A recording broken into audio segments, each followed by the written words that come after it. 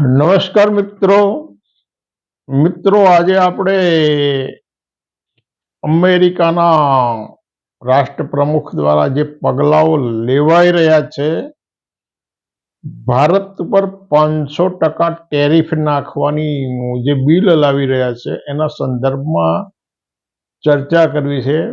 500% tariff એટલે ભારતમાંથી અમેરિકામાં જતી, એટલે અમેરિકામાં આયાત થતી, ભારતથી નિકાસ થતી ચીજ વસ્તુઓ ઉપર $100ની કોઈ પણ વસ્તુ હોય એ અમેરિકાને ખરીદવી હોય તો એને $600 ચૂકવવા પડે, અને આટલી બધી મોંઘી વસ્તુ કોઈ ખરીદે નહીં એટલે ભારતમાંથી થતી નિકાસ 100% અટકી જાય એવું આ મહાશયનું આયોજન છે। એટલે આ બાબત બહુ વિચારવા જેવી છે, કારણ કે ભારતની વિદેશ નીતિનો ખૂબ મોટી અસર કરનારી બાબત છે, અને શા માટે ડોનાલ્ડ ટ્રમ્પ આવું કરી રહ્યા છે, એટલે એના સંદર્ભમાં ભારતના શાસકોની જે નીતિ છે અમેરિકા સાથે કઈ રીતે પેશ આવી રહ્યા છે, અમેરિકાનું એ લોકો કઈ રીતે મૂલ્યાંકન કરી રહ્યા છે, અમેરિકન શાસકો અને અમેરિકન પ્રજા ભારતનું કઈ રીતે મૂલ્યાંકન કરી રહી છે, આ પણ વિચારવું, સમજવું જોઈએ। અને એની અંદર ભારતની જનતા ક્યાં છે, ભારતની જનતાને શું સંદેશો મળે છે, આ પણ એક અગત્યની વાત છે। કારણ કે 2025માં દેશના વડાપ્રધાનના નામે જે સમાચાર છપાયા એમાં એવું કહેવામાં આવ્યું હતું કે ભાઈ ભારત અને અમેરિકા એક એટલે બે નહીં, એક એટલે 11 જે મેસેજ છપાયા સમાચાર પત્રોમાં વડાપ્રધાનના નામે, એમાં ભારત અને અમેરિકા એક એટલે એમ કે 11 નહીં, પરંતુ બે નહીં પણ 11 થાય છે, આવું કહેવામાં આવ્યું હતું। અને હવે નવી ટ્રેડ ડીલ વધશે અને વેપાર બમણો થઈ જશે। હવે આ 500% જે ટેરિફ નાખી રહ્યા છે એનાથી શું થશે, વેપાર 100% અટકી જશે। માત્ર એક તરફી અમેરિકાથી ભારતની અંદર વસ્તુઓની આયાત થઈ શકે, અમેરિકા નિકાસ કરી શકે। આજના સંજોગો જો આ 500% ટેરિફનું બિલ અમેરિકાની અંદર પસાર થઈ જાય તો, એટલે આ શબ્દો મોદીના નામે પ્રિન્ટ થયા છે, અને લોકોને આવી વાણી દ્વારા અતિશય બેહુદા અર્થો કરીને, વાસ્તવિક રીતે તો 1 અને 1 2 થાય, હવે એને તમે 1 અને 11માં તમે કઈ રીતે ખપાઈ શકો છો? અને આવો 11 તો કોણ કરી શકે કે અમેરિકા જેવી મહાસત્તા હોય અથવા તો ઇઝરાયલ જેવી જે મહાસત્તા હોય ને, એ 1 ને 11 કરી શકે। એટલે એના માટે 1 ને 11 કરવા માટે વિશ્વગુરુ થવું પડે। અતિશય નિમ્ન કક્ષાની ભાષા વાપરવાથી, ખુશામત કરવાથી 1 ને 11 ના થાય, 1 ને 2 થાય, અને એ આ અમેરિકાએ પુરવાર કર્યું। એટલે દુશ્મન દેશો જ્યારે ભૂતકાળની અંદર 1945ની અંદર વિશ્વયુદ્ધ ચાલી રહ્યું હતું અને દુશ્મન દેશો જર્મનીની અંદર પ્રવેશી અને છેક હિટલરને ધરપકડ કરે ત્યાં સુધી સૈન્ય પહોંચી ગયું, ત્યાં સુધી હિટલર આવા જ તોરમાં હતો। હિટલર પોતે વિશ્વ વિજેતા હોવાનો અને એનો વાળ વાંકો નહીં થઈ શકે એવા તોરમાં હતો। એટલે એ જે હિટલરનો જે તોર હતો, એની જે તુમાખી હતી, એ કદાચ ભારતની અંદર સીધી આવી ગઈ હોય ને એવું લાગે છે। કારણ કે નવેમ્બર 2025માં વળી પાછું મોદીના નામે જે કંઈક છપાયું છે એમાં નવું ભારત કોઈનાથી ડરતું નથી, અટકતું નથી અને આતંકવાદ સામે ઝૂકતું નથી, આવું કહેવામાં આવ્યું હતું। એટલે બે વસ્તુ થઈ, ભારત, નવું ભારત અને જૂનું ભારત।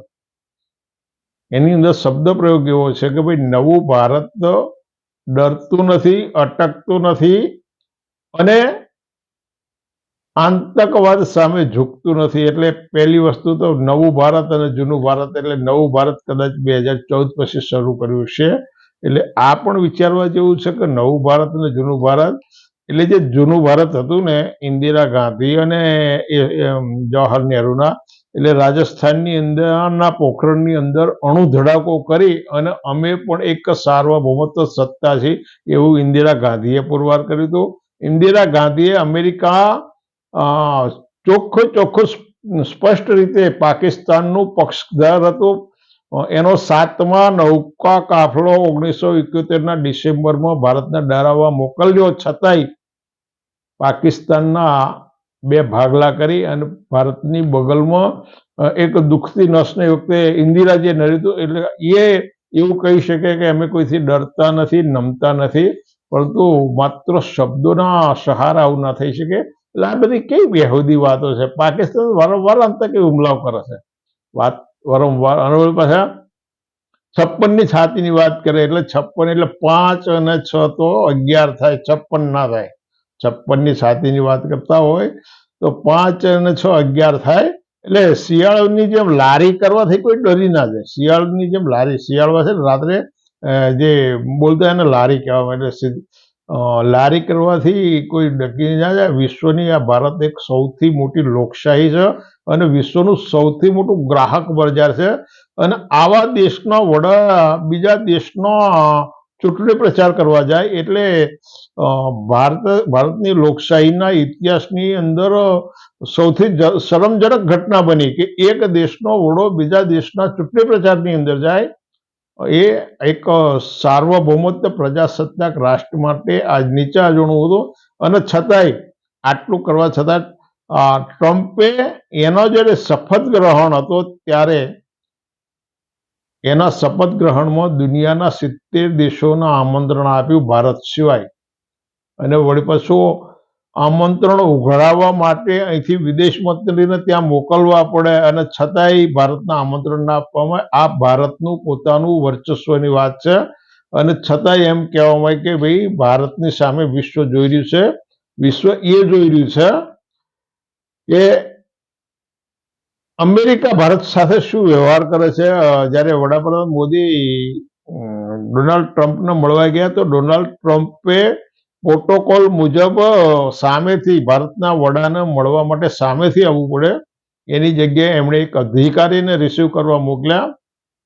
એટલે એ અધિકારી ગમે તેટલા મોટા ગજાનો હોય પણ એક લોકશાહી સાર્વભૌમત્વ રાષ્ટ્રના સરખામણીમાં એ એક ક્લાર્કની એની કેટેગરી કહેવાય. એની કેટેગરી અને એવો ક્લાર્ક કેટેગરીનો વડો, ક્લાર્ક કેટેગરીનો અધિકારી કે કર્મચારી ભારતના વડાને રિસીવ કરવામાં, આ પણ એક ખૂબ મોટું અપમાન હતું. અને છતાંય ટ્રમ્પ પાસે એવી કઈ ઓથોરિટી છે, ટ્રમ્પ પાસે એવી કઈ ઓથોરિટી છે કે એને 1 વાર નહીં, 2 વાર નહીં, 68 વાર એવું જાહેર કર્યું કે ભાઈ ભારત પાકિસ્તાન વચ્ચેનું યુદ્ધ મેં રોકાયું છે. અને છતાંય નરેન્દ્ર મોદીએ ક્યારેય પણ આ બાબતનું પોતાના મુખે ખંડન નથી કર્યું. એમણે પોતાના મુખે ખંડન નથી કર્યું કે નહીં આ વાત ખોટી છે. 68 વાર આ માણસ આવું જાહેર કરે. એ માણસને આવી શું ઓથોરિટી છે? ભારત કઈ એનું ખંડિયું રાજ્ય છે? ભારત સાર્વભૌમ પ્રજાસત્તાક દેશ છે અને દુનિયાની એક મહાન શક્તિશાળી લશ્કરી તાકાત પણ છે, એક મહાન આર્થિક સત્તા છે. અને છતાંય ડોનાલ્ડ ટ્રમ્પ 1, 2 નહીં 68 વાર આવું કહેવાય. એટલે વિશ્વ જોઈ રહ્યું છે, વિશ્વ જોઈ રહ્યું છે કે ભાઈ અમેરિકા ભારત સાથે શું વ્યવહાર કરે છે. અને વિશ્વના લોકો અમેરિકા સાથે શું વ્યવહાર કરે છે એ ભારતે જોવું જોઈએ. વિશ્વના બીજા જે રાષ્ટ્રનેતાઓ છે, ફ્રાન્સના રાષ્ટ્રપતિ ઇમેન્યુઅલ મેક્રો અમેરિકાના પ્રવાસમાં હતા અને બંને વચ્ચે મીડિયાની ડોનાલ્ડ ટ્રમ્પ અને મેક્રોની વચ્ચે મીડિયાની સમક્ષ વાતચીત ચાલી રહેતી હતી. અને એ ચર્ચા હતી યુક્રેન યુદ્ધને અટકાવવા અને યુક્રેન યુદ્ધને ફંડ પૂરો પાડવા બાબતે. ત્યારે મેક્રોએ ડોનાલ્ડ ટ્રમ્પનો હાથ પકડીને એના મોઢે બધાની સામે એમ કહ્યું કે તમે ખોટું બોલી રહ્યા છો. આ એક હિંમત જોઈએ, સ્વાભિમાન જોઈએ. આને સ્વાભિમાન કહેવાય. તમે આખી દુનિયા જોઈ હતી મીડિયાની સમક્ષ જ્યારે આ બેની ચર્ચા થતી ને એ વખતે એક રાષ્ટ્રના વડાનો હાથ પકડીને એમ કહેવું પડે કે ભાઈ તમે ખોટું બોલી રહ્યા છો. આ એક સ્વાભિમાની રાષ્ટ્રના સ્વાભિમાની વડાનું કથન હતું. યુક્રેનના ઝેલેન્સ્કી ટ્રમ્પને મળવા આવ્યા હતા અને વ્હાઇટ હાઉસની વચ્ચે બંને વચ્ચે ચર્ચાઓ ચાલતી હતી. યુક્રેન એક નાનો દેશ છે, રશિયાથી પીડિત છે, એની ઉપર રશિયાનો વાકરો. રશિયા તો એક મોટી મહાન સત્તા છે ને એની સામે ટકી રહેવાનું. અને છતાંય અમેરિકાની મદદની જરૂર હોવા છતાંય જ્યારે બેની વચ્ચે ચર્ચા ઉગ્ર બની તો એ ચર્ચા છોડીને ઊભા થઈ ગયા. એ પણ સ્વાભિમાનની વાત છે. આને રાષ્ટ્રના સ્વાભિમાની વડા કહી શકાય. એટલે આ બાબત. અને અમેરિકાએ ભારતના ઇલીગલ ઇમિગ્રન્ટ્સને જે મોકલ્યા ને એ બધાયનો યુદ્ધ કેદીઓ હોય એ રીતે સૈન્ય વિમાનોમાં ડિપોર્ટ કર્યા. પરંતુ કોલંબિયા અને મેક્સિકોના જે ઇલીગલ ઇમિગ્રન્ટ હતા એને જ્યારે મોકલવામાં આવ્યા ને ત્યારે કોલંબિયાના ગુસ્તો પેટ્રોએ શું કહ્યું કે ભાઈ હું એ રીતે મારા દેશના નાગરિકોને નહીં સ્વીકારું. એને સૈન્ય વિમાનમાં. અને પછી એમની વચ્ચે ચર્ચા થઈ ડિપ્લોમેટિક ચર્ચા થયા પછી એમણે નાગરિક વિમાનોમાં પોતાના દેશના લોકોને સ્વીકાર્યા. એ જ રીતે મેક્સિકોએ પણ જે અમેરિકન સૈન્ય વિમાનમાં જે ડિપોર્ટ કરવામાં આવતા હતા નાગરિકો એને પોતાના એ રીતે ના સ્વીકાર્યા. આ ખુમારીની વાત છે. આ શું છે? ખુમારીની વાત છે. અને જ્યારે અમેરિકાએ તો ભારતના તમામ નાગરિકોનો જે ઇલીગલ હતા એમના સૈન્ય વિમાન સાથે હાથકડીઓ સાથે યુદ્ધ ગુનેગાર હોય ને એવી દશામાં મોકલી આપ્યા. અને છતાંય નરેન્દ્ર મોદીએ એક પણ શબ્દ ઉચ્ચાર્યો નથી. પરંતુ ચીન અને રશિયાના ચીનના 2,60,000 ચીનના 2,60,000 અને રશિયાના 30,000 ઇલીગલ ઇમિગ્રન્ટ્સને સૈન્ય વિમાનોમાં નહીં પરંતુ એમને નાગરિક વિમાનો દ્વારા ડિપોર્ટ કરવામાં આવ્યા. સાઉથ અરેબિયાએ ભારતના 11,000 ઇલીગલ ઇમિગ્રન્ટ્સને મોકલી આપ્યા છે. અને વિદેશ મંત્રાલયે જે રાજ્યસભામાં જે આંકડા આપ્યા ને એ આંકડા મુજબ જુદા જુદા 81 દેશો જુદા જુદા 81 દેશોના લોકો 24,600 લોકોને ભારતમાં પાછા મોકલવામાં આવ્યા છે. જુદા જુદા કારણો ત્યાં સર એ લોકોને ડિપોર્ટ કરવામાં આવ્યા અને એવા 24,600 લોકો મોકલી આવ્યા. અને આટલા બધા લોકોને 81 દેશો મોકલી આપે છે. અને આપણે વિશ્વગુરુ બનવાની વાતો કરીએ છીએ. ભારત પાકિસ્તાન યુદ્ધ દરમિયાન એક પણ દેશ ભારતના સમર્થનમાં ના આવ્યો. પરંતુ ચીન અને તુર્કીએ એક ટચુકડા દેશના આર્થિક રીતે તૂટી ગયેલા દેશની પડખે ઉભા રહીને એનું સમર્થન કર્યું.